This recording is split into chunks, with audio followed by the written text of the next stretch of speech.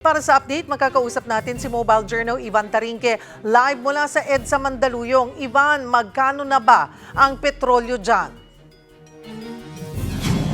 Cheryl, konti na nga lang yung nakapila ngayon dito sa gasolinahang kinakatayuan ko sa kahabaan ng EDSA. Nagmahal na ulit kasi ang presyo ng langis. 127 pesos na ang litra ng diesel dito habang 97 pesos naman ang gasolina.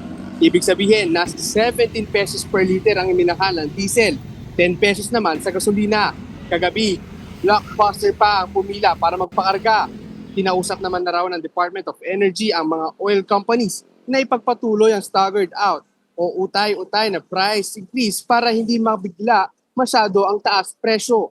Pero iisangin ng mga nakausap kong motorista, ang mahal pa rin. Pakinggan natin ito. Minsan napapaisip mag-apply ng trabaho pero wala eh. Pag-apply mo, maghahanap ka ng requirements, gagastos ka rin. Tapos yung kita mo doon, minimum, wala rin.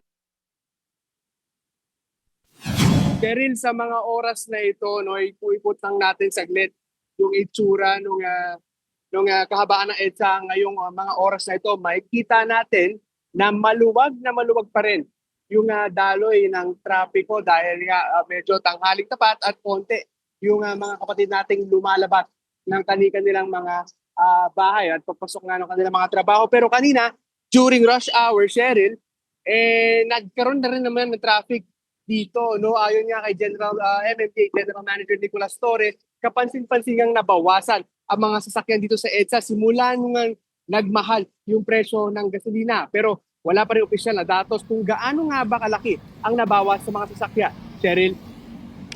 Maraming salamat, Mobile Journal Ivan Tarinque.